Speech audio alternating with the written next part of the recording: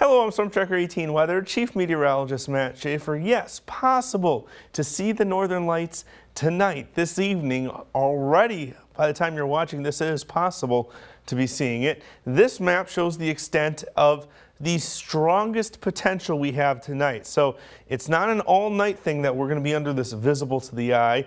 Just under the strongest pulses, it could get all the way down to about visible by the Wisconsin border, low on the horizon south of that. But we have chances to see some faint colors quite a bit tonight, as long as the clouds to the north of us are going to be nice and clear. It's not just the clouds overhead.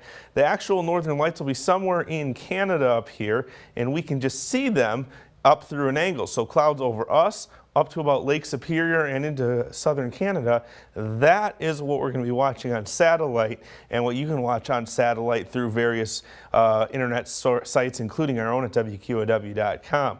Now, the big thing here is that Aurora Borealis, the northern lights, all come from this increased solar storm strength.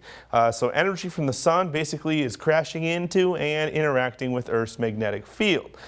Peak intensity tonight between 8 o'clock and 2 a.m., probably closer to 10 to midnight for the absolute best chances. That's according to the University of Alaska Fairbanks Geophysical Institute.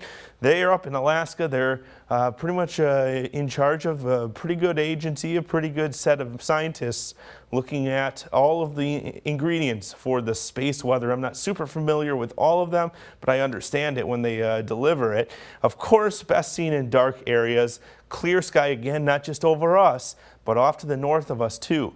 Away from city lights. You don't want to be anywhere where there's any artificial light, because they're going to be pretty dim, and that's how you're going to be able to see them with your eye. Look for them low on the horizon at times. They might be a little higher in the sky during peak intensity. But the pictures you see on the line, those are long exposure photography.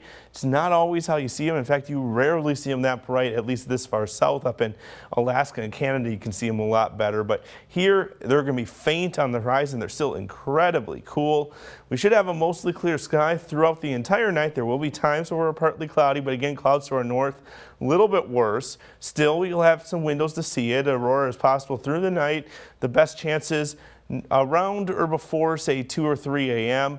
Best chances probably 10 to midnight if I wanted to give it a smaller window, but bursts are possible from about 8 to 2 o'clock of pretty intense systems. But as I mentioned, the clouds to our north of us are going to cause some problems. Depends how high or low they are.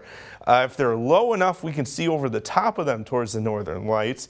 That would be our hope, because they're probably going to be off to the north of us throughout the night tonight. We're in sunshine all day tomorrow, then clouds starting to form in the afternoon, thicker to our west for the overnight, and that is a cold front that'll bring our temperatures down a little bit closer to what we expect in December. Friday's going to have a lot of cloud cover, and a winter system is approaching from the southwest. Snow in Iowa through southern Wisconsin to eastern Wisconsin.